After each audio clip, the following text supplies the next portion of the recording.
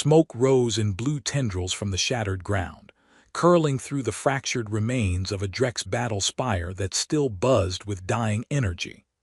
Plasma storms flashed on the horizon, washing the broken valley in flickers of violet light. Somewhere beneath the rubble, Cale Morgan pried his face out of a pile of electroreactive fungus and muttered, "10 credits says I have a new mutation by morning." No one answered. The only sounds were the distant screeches of dying drones and the wheezing cough of his own rebreather filter, clogged again with whatever biogel the Drex thought counted as air. He kicked off the remains of what used to be a tactical comms relay or a microwave oven, hard to tell with Drex tech, and sat up, blinking through a cracked visor. He was alive. That was the first miracle. The second was that his pants were, against all odds, still on. Around him, the battlefield looked less like a victory and more like a badly written breakup letter between two civilizations. The ground was carved open in deep gashes, exoskeletal fragments scattered like confetti. A Virulent dropship was burning half a click away, one wing melted clean off. Nearby, a pile of Drex fluid sacks bubbled as they decomposed, hissing with the pleasant aroma of wet garbage and battery acid. Cale stood, wobbled, and checked his sidearm. One charge left, of course. He tapped his comm. "Command. This is Sergeant Cale Morgan. Status, upright, unpleasantly moist, and extremely undercaffeinated, requesting evac or at least someone to blame." Static, then a voice crisp and cold, "Unit Morgan. Cease broadcasting sarcasm on tactical channels." Cale grinned. "Commander Helmet Lady, I presume."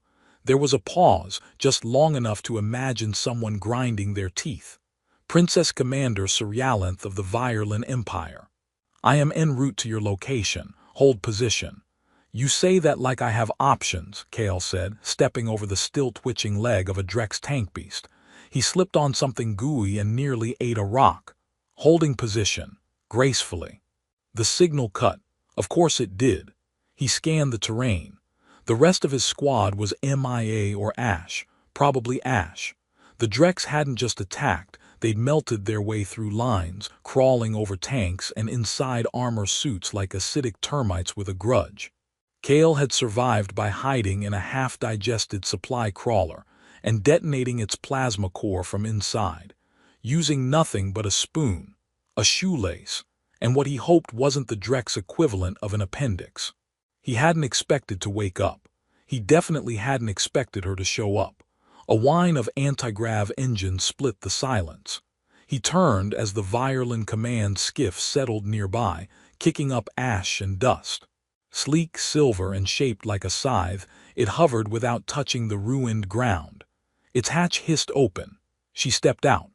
Black and silver armor sculpted to perfection, every plate etched with glowing Virulent runes. Her helmet gleamed, reflecting the fires around them. Flanking her were 2 Virulent honor guards, both of whom looked like they'd swallowed swords and dared anyone to ask how it tasted. Cale raised a hand. "Hey. Fancy meeting you here, Princess." Suryalanth didn't answer immediately. She approached, each step measured, precise, as if the battlefield existed only to part for her boots. When she stopped in front of him, she tilted her helmet slightly. "You smell of fungal decay and irrational survival." "I'm starting a new trend," Cale said. "Call it Ode to Victory. You like it." She stared at him for one long second. Then turned to her guards. "Retrieve the signal core, burn the rest." As they moved, Cale fell into step beside her, limping slightly. "So, Surya, can I call you Surya?" "No." "Okay, Helmet Lady it is." "I could have you incinerated for less." "Yeah, but you won't," he said, grinning. "Because I'm the idiot who single-handedly disabled a Drex tunnel bore with a cafeteria spoon." She glanced at him. "That was you." "Yeah. I named the maneuver Spoonful of Justice. I'm workshopping it." She didn't respond, but he could have sworn he saw the slightest twitch of her helmet. As they walked, he saw more of the Virulent forces moving through the wreckage, collecting tech, burning Drex bodies with sterilizing beams. It was efficient, eerie, and completely devoid of mourning.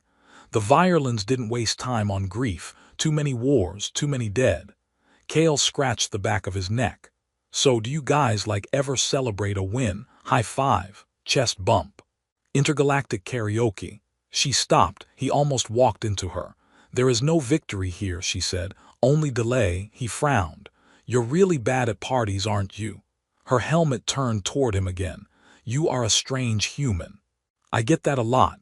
Something in the air shifted, a low pulse like a heartbeat. Surya raised a hand, signaling her guards. Drek's energy signature, underground, faint. Kale rolled his eyes. Can't even get 5 minutes to bask in mutual irritation. The ground shuddered. A chunk of ruined crawler flipped over as something beneath it screamed. A Drek's larva, larger than a tank, covered in slime and chittering metal hooks, burst from the earth. Cover, Surya shouted. Kale dove behind a wrecked turret, drew his pistol, aimed, and immediately remembered one shot. He fired anyway. It singed the creature's eye cluster, enraging it. Well, now I've annoyed it, he said. That's productive. The larva charged. Plasma blasts struck it from all sides, but it didn't slow. Kale looked up to see Surya leaping onto its back, her twin blades hissing to life. With fluid precision, she drove one blade into its carapace, then the other, carving glowing blue lines down its spine. The creature shrieked and collapsed in a heap. Kale emerged from cover, slow clapping. Helmet lady, that was. Unreasonably attractive. She landed beside him, breathing evenly. Are you injured? Only emotionally. Watching someone that graceful makes me question my entire posture. One of the guards approached. Area secure. No further movement. Surya nodded. She turned to Kale. Then, without a word, she reached up and unlatched her helmet. He blinked as the seals hissed. She pulled it free. Her face was pale gold, faintly luminescent under the twin suns, her eyes a silver green that shimmered with layered irises. Her ears were long, elegantly curved back, twitching slightly as the wind stirred. Kale forgot how to breathe for a moment. Then, voice hoarse, he whispered, "Magnificent." She blinked just once. Her stride faltered. No one had ever said that word to her without fear, without calculation, and certainly never with awe. Something unspoken passed between them. Neither of them would ever admit it out loud. Not yet. The scout ship rattled like a rusted shopping cart shoved down a canyon.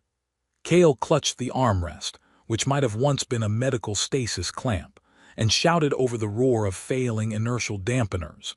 Is it supposed to sound like it's being chewed by a robot bear, or is that just ambience? From the pilot's seat, Lieutenant Hask, a violin with the emotional range of a tactical brick, replied without looking back, "This is a precision-engineered infiltration vessel." Right, precision. Of course. Precision in the way a drunk raccoon might attempt ballet. Surya stood in the middle of the cabin, unmoved by the turbulence. Her arms were folded behind her back, eyes fixed on the projected terrain feed of the Drex Hive planet, known in Imperial logs as Zenthar Prime. It pulsed faintly on screen, alive and hostile. Miles of biomechanical growth spread like tumors across its crust, flickering with unwholesome light. She didn't flinch as another jolt sent Kale's head thumping lightly against a bulkhead. He groaned, "If I survive this ride, I'm filing a formal complaint, possibly with gravity." "You volunteered," she said. "I was unconscious and concussed." "You nodded." "I was seizing." Hask muttered, "Still legally binding." Kale muttered something about betrayal and interspecies HR. The ship's AI chimed in cheerfully. "Approaching drop zone. Hostile biosignatures detected. Radiation minimal. Chances of survival unavailable. System pessimism protocols activated." Kale raised a brow. "That's new." "I installed the update," Surya said. "Of course you did." The ship descended into a narrow chasm, its walls coated with Drex growths, throbbing, bioluminescent masses that pulsed in time with an unseen heartbeat. Tentacle-like sensory veins waved gently in their direction. Kale leaned forward. "Anyone else feel like we're landing inside a colon?" Silence. "Just me, then." The ship hissed as it touched down. Surya turned to Kale and handed him a containment belt. Neural shielding. The hive broadcasts ambient fear signals. Kale fastened it around his waist. Neat, fear pants, love that for me. Outside, the landscape was quiet, too quiet. The kind of quiet that made your bones itch. The team disembarked, Kale, Surya, Arhask, and 2 Violin commandos armed with phase lances, and the patience of stone. Kale squinted up at the towering hive structure ahead. It looked like someone had tried to build a cathedral out of meat and regret. So what's the plan? Knock politely. We locate the node core, Surya said. We extract data, we leave. Simple. No unnecessary contact. I'm always unnecessarily contacted, Kale muttered. The group entered the hive. The interior was worse, walls that breathed, floors that whispered, a smell like sour metal and damp thunder. Kale gagged behind his breather. Okay. I officially want to punch whoever laid the first Drex egg. Unlikely, they were absorbed into the overmind. Then I want to file a complaint with their ghost. Surya glanced back at him. Humor is not a defense mechanism. I'm multitasking. It's also a cry for help. The corridors twisted like intestines, every turn the same but somehow wrong. They encountered no resistance, only echoes, Drex thoughts lingering like shadows, half-heard murmurs through the neural field. Kale felt pressure behind his eyes like a memory trying to break in. Shields working, right? He asked. Arhask nodded. Only mild psychic contamination. Define mild. You may dream of being eaten. Great, that's new. Surya stopped. There. The central chamber rose before them, vast, cathedral-like, with a pulsing core suspended in the air by strands of living tissue. The node glowed with shifting colors, each pulse sending ripples through the walls. It was beautiful in a horrifying please don't eat my brain way. Surya approached, pulling out a data probe. She inserted it into a neural interface slot and began extraction. Kale stood nearby, watching the walls breathe. You ever think maybe the Drex are just misunderstood? Surya didn't look up. No, they might just be really enthusiastic huggers. They vaporize what they hug. Still counts. Suddenly, the core pulsed violently. A high-pitched shriek filled the air. Surya stiffened. It's trying to purge the data link. Kale stepped forward. Want me to reason with it? I'm very persuasive with flesh monoliths. No, cover me. Kale drew his sidearm. Right. Heroic Last Stand, Part 12. The walls began to shift. Drex drones peeled from alcoves, emerging silently, their legs clicking, eyes glowing. Kale aimed and fired, dropping the first one with a shot to the thorax. Contact. Arhask shouted. Surya didn't move. Her eyes were locked on the probe readout. Kale ducked under a claw swipe, rolled, came up firing. So just checking, when we said minimal contact, did we mean 58 Drex? 59, Arhask corrected. Thanks, that's comforting. The commandos held the perimeter. Kale flanked left, tossing a charge into a cluster of drones. It exploded in a spray of acid and chitin. Status, he called. 74%, Surya replied. A little pep in your data stealing, please. She didn't answer. More drones flooded in. Kale found himself pressed against a wall, a Drex closing in fast. He fired. The plasma bolt hit, but the drone kept coming. Then a blur of movement, a flash of silver and black. Surya spun, blades flashing, cutting the drone down in a clean arc. She turned back without breaking stride. 89. Kale blinked. I take back everything I said about your 0 on the party scale. She didn't smile, but her ears twitched. The last drone fell. The chamber stilled. Extraction complete, Surya said. Kale wiped ichor from his sleeve. I'm going to need 14 showers and possibly a therapist. The team retreated. As they exited the hive, Kale looked back once. The node dimmed behind them, fading like a dying thought. Outside, the sun had risen, blood orange and huge. He turned to Surya. So, Commander Helmet Lady, what's next? She holstered her blades, debriefing. Yay, I love sitting in a room while people decide if I'm insane or just reckless. You're both. And charming. A pause. Perhaps, she said. Kale grinned. That's the nicest thing anyone's ever said to me today. Surya looked at him, unreadable. You did well, Kale blinked. Wow, stop, I'm blushing. Can violins give compliments without looking like they've swallowed a lemon? No. Well then. He glanced up at the rising sun, then back at the hive. Let's go lie to command about how routine that was. They'll never believe it. Then we're already halfway to legendary. The violin embassy orbited quietly above Epsilon's fourth moon, shimmering like a giant, judgmental diamond. Inside, Kale adjusted the borrowed ceremonial sash for the fifth time and grunted. Does this thing have to ride up like that, or is that part of the humiliation ritual? No one asked you to attend, Arhask replied, standing guard with the patience of a comatose glacier. Kale looked down at the sash. I'm just saying if I sneeze too hard, I'm going to invent a new octave. Surya stood by the window, silent. The glass was layered with photonic shielding, displaying a sweeping vista of orbital traffic and the distant flare of a sun slipping behind a gas giant. She hadn't spoken much since the Zenthar Prime mission. Kale suspected the debrief had been complicated. He cleared his throat. So, this little gathering, are we expecting polite conversation or imperial execution? Unclear, Surya said. My favorite kind of event keeps the blood pressure spicy. She didn't smile, but her eyes shifted toward him. You're wearing the sash incorrectly. Good, he said. Now we can both suffer.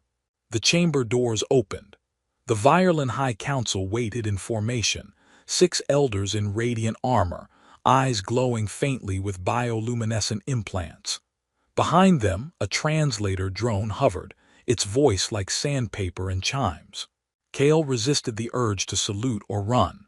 Surya stepped forward and bowed slightly. Kale bowed, too. It was less elegant and more like a man dropping a sandwich and trying to catch it with his knees. The eldest counselor, Vadal Marn, spoke. You retrieved sensitive data from the Zenthar node. Surya nodded. Affirmative. The information includes Drex propagation rates, hive structures, and primary submines. Kale added also a lot of weird clicking sounds and one file labeled Do Not Translate in 5 languages. One of the elders raised an eyebrow. The drone chirped awkwardly. Vadal Marn turned his gaze to Kale. And you, human. Your involvement. Kale stood straighter. I provided moral support, distraction, several strategically timed insults, and one very heroic grenade toss. Also, I think I traumatized a larva. The elders conferred briefly through private comms.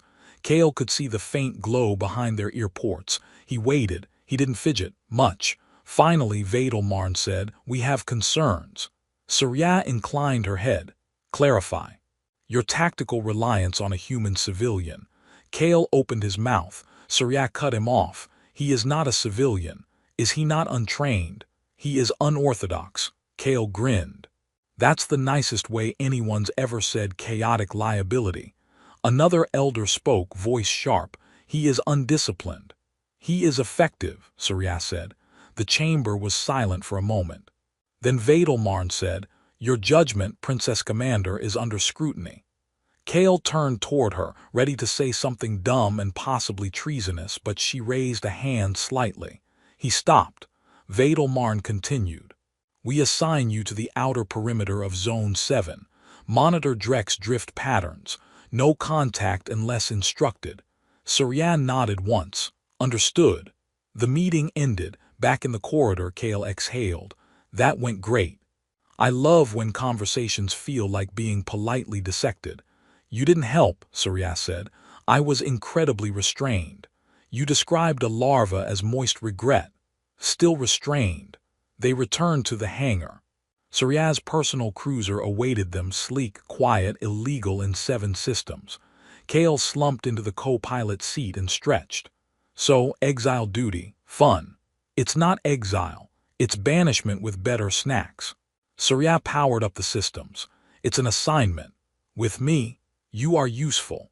You say the sweetest things. They launched into orbit. The ship hummed around them, instruments blinking in violin script and hacked together Terran code Kale had added during a particularly long warp delay. He tapped a monitor. I've installed a new playlist on the long-range scans. You modified critical systems for music. No, I modified them for surprise joy. She sighed. They traveled in silence for a while, watching the stars bend around the warp corridor. Kale finally asked, "Why'd you defend me? You saved my life. Not the first time. You're consistent." He looked at her. She looked ahead. He shifted. "Do violins ever take breaks?" She blinked. "Breaks? You know, fun, recreation, literally anything. Ah, so like dating." She ignored him. As the ship slipped into deep drift space, Kale leaned back. He couldn't say what had changed, but the silence between them now felt less like distance and more like gravity. Zone 7 was the kind of placemaps labeled in cautionary red and followed with a polite note. "Do not enter unless you have a death wish, diplomatic immunity, or a malfunctioning navigation system." The region was marked by gravitational anomalies, electromagnetic storms, and what Kale enthusiastically referred to as enough cosmic radiation to cook a steak at medium rare. The Viola's Grace drifted into the boundary zone with her shields flaring and sensors flickering like nervous candles. Kale adjusted the environmental calibrations and muttered, "You ever think maybe the Drex just nest here because no one sane would follow them?" "They are not concerned with sanity," Surya said. "Yeah, that checks out. I once saw one try to assimilate a mining drill, ate itself into a coma." She ignored that. He decided to take it as progress. They floated above a fractured asteroid field, debris patterns spiraling in mathematically impossible trajectories. Kale's display blinked a soft yellow warning. "So, gravitational shear detected, radiation spikes peaking, and hey, magnetosphere distortion in quadrant 8. Report logged. I also just felt a weird itch in my molars. That's not a sensor alert, just a Kale alert." Add it to the diagnostics. Their mission was to monitor drift activity. Patrol, observe, not engage. Surya had repeated that 3 times since they left the embassy. Kale suspected it was more for her benefit than his. Ever since the council's warning, she'd gone from commanding to careful, like a wire drawn too tight. They ran quiet scans for hours. Kale tried to teach the ship's AI to respond to jokes. It refused. "I'm being cyberbullied by a glorified coffee maker," he said. "It's smarter than you. It doesn't have a spleen, I win." By the second day, Kale noticed Surya spending more time in the rear module. Alone, silent, calibrating her blade routines. He didn't ask, he just started bringing her tea. Violin blend, smelled like mint and electricity. On day 3, the anomaly showed up. It began as a ripple, sensor static forming in a perfect spiral. Then came the pulses, rhythmic and faint like sonar from something enormous. Kale leaned over the console. "That's not natural." "No," Surya said, "it's signaling. To us. To something." They tracked it to the edge of the magnetic rift. A shape hovered just beyond range, massive, cloaked in shifting light like a structure built to move through thought instead of space. Kale blinked. "Is that a Drex ship?" "No Drex signature. Hybrid tech, organic lattice, partially dormant." Kale frowned. "You're saying we found an abandoned nightmare fortress floating inside a plasma storm. That sounds deeply on brand." The ship pulsed again. This time a fragment of audio leaked through, not speech, singing. Low choral tones that vibrated through the hull, deep enough to stir vertigo. Kale swallowed. "Still think we're not supposed to make contact?" Surya hesitated, then said, "Prepare the EVA suits." Kale blinked. "That's not a no." They launched in a tethered shuttle, just the 2 of them, slipping through the rift's edge like fish skimming the teeth of a shark. The Drex-adjacent vessel loomed ahead, its surface a mosaic of armor plates and sinew-like conduits. Symbols flickered along its hull, none of them Violin, Terran, or Drex. "Somebody built this," Kale said, staring, "and they weren't exactly minimalist." Inside, the airlock cycled with a hiss and a whisper. Actual whispers, soft and curling, in no known language. Kale whispered, "I really hope this place doesn't eat languages." "Stay close," Surya said. They stepped into the corridor. The walls flexed underfoot, alive but dormant, a heartbeat without a body. Kale looked around. This reminds me of my ex's apartment. Lots of tension, mysterious fluids. Surya frowned. You had a mate. For 2 weeks, she tried to stab me with a fork. I took it as a sign. They reached a central chamber. At its heart floated a crystalline construct, like a neural matrix, fractured but still glowing. Tendrils of semi-organic material pulsed toward it. Surya scanned it. This is not Drex, not entirely. There's Terran's signal architecture. Kale stepped forward. Wait, look at this. That's a human serial code, Old Earth, Generation 3 AI protocol. Impossible. Welcome to my life. He reached for the panel. The matrix responded, light flaring, and then the chamber shifted. A memory projection triggered. Around them, holographic ghosts flickered, humans and Drex standing side by side, working on a shared console. Laughing, designing. Then chaos, screams, biofusion, assimilation. Kale took a step back. This was a joint project, a Drex-Terran collaboration. Surya said, no record of this exists, which means somebody erased it. The projection ended. The matrix dimmed. A low sound echoed in the chamber. Footsteps. Kale turned. Something stood at the entrance, humanoid, clad in dark armor. A faceplate mirrored the surroundings. Surya stepped forward, blades ready. The figure didn't attack. It raised one hand and spoke in garbled Terran. Do not restore the core. Kale squinted. I'm sorry, are you a spooky space ghost, or is this a polite warning? The figure tilted its head. It will awaken everything. Surya said, who are you? The figure paused. I was once a bridge. Then it vanished. The silence that followed was thicker than gravity. Kale exhaled. Well, that wasn't haunting at all. Surya approached the matrix. We must report this. Kale nodded. Yeah, I'm sure the council will love hearing we stumbled into a lost war crime. They returned to the shuttle. As the doors sealed, Kale finally said what had been gnawing at him. Surya, you didn't have to bring me here. I did. You could have taken anyone. I trust you. Kale blinked. Okay, weird moment for honesty, but I'll take it. She looked at him, expression unreadable. You ask questions no one else dares. That's usually when things explode. Yes. Kale sighed. All right, back to the embassy then. No. He raised an eyebrow. We go deeper. Kale grinned. Now that's the reckless decision I was waiting for. The third Drex spire crumbled behind them, leaving a wake of collapsing neural lattice and very aggressive psychic feedback.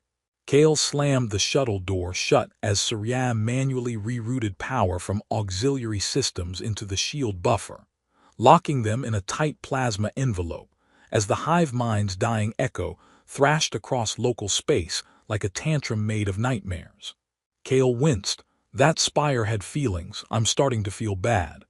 It was a conscious war node with a kill record in the millions, Surya said. Still, it looked kind of like a sad squid when it fell.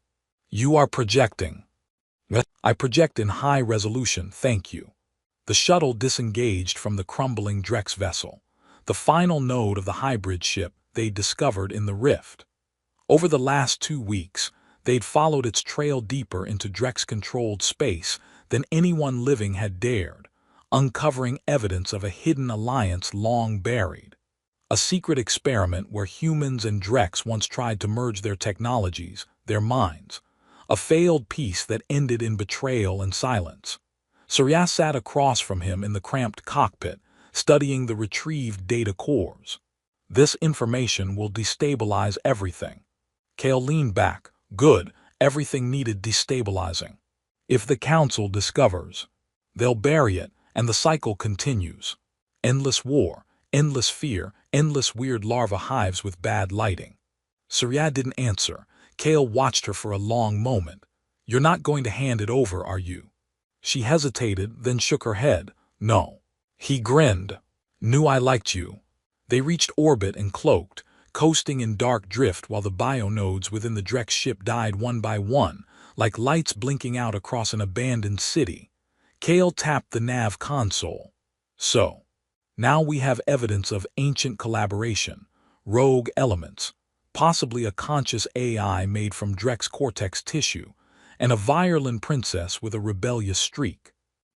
Technically, she said, I am currently disavowed pending investigation. Even better, rebels are cooler. He stood, so what do we do with it? We make it public. He blinked, oh, we're going full whistleblower, bold. Surya stood as well. You said the truth was worth destabilizing for. I say a lot of things. Yesterday I told a Drex soldier his mandibles looked like salad tongs. I was there. Yeah, well, he seemed flattered. They moved to the main console.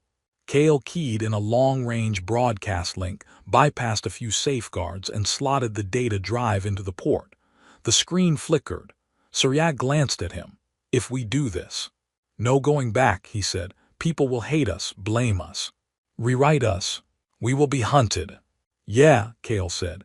But maybe someone listens.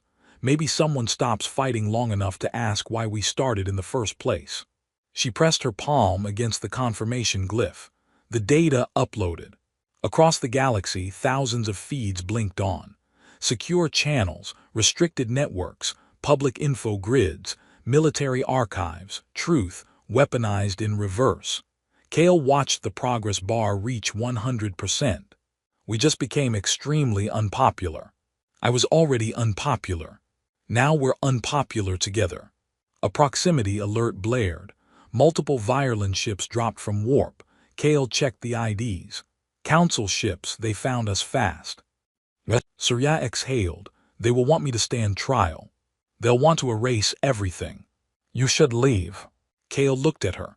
Wow, that's very noble of you and also very dumb. You think I came this far to watch the fireworks from a safe distance. She stepped closer. This is not your war. It was, now it's my story too. The ships hailed them. Demand for surrender, immediate boarding. Kale looked around. How fast can this shuttle go? Surya narrowed her eyes. Fast. They didn't run. They vanished. Through an uncharted warp vector Kale had rigged 2 nights ago using a discarded violin wormhole key and an old human exploit program called Slipshift Charlie. It worked mostly by mistake and flung them halfway across the Orion edge. They landed on a small independent station above a mining moon. No flags, no council, just quiet. Kale stepped out of the shuttle and squinted at the stars. You know, I always imagined my fugitive phase would involve more leather jackets and smuggling spice. Surya joined him. You are free to acquire a jacket. You think leather suits me? No. Ouch. He turned to her. So what now? She didn't answer immediately. Then quietly, we find others. Kale blinked. Others. People who suspect the truth. People who lost something to the lies. There are more out there. He smiled. You're building a movement. I'm building a future. Kale nodded. Well, let's make it weird. They spent the next months moving between sectors, dodging patrols, spreading fragments of the truth where they could. The galaxy didn't erupt into revolution, but it trembled. Whispers grew. Soldiers asked questions, anomalies surfaced, some Drex retreated, some humans reached out, some violin turned silent, and in the quiet spaces between missions Kale and Surya changed too. She laughed more, rarely, but sincerely. He stopped trying to impress her and started listening. One evening they drifted above a dead planet, watching storms dance across its surface. Kale looked at her. Do you regret it? No. You lost your title, your army, your entire life. I gained truth. And me, he added, waggling his brows. She looked at him. That part is debatable. You're smiling, he said.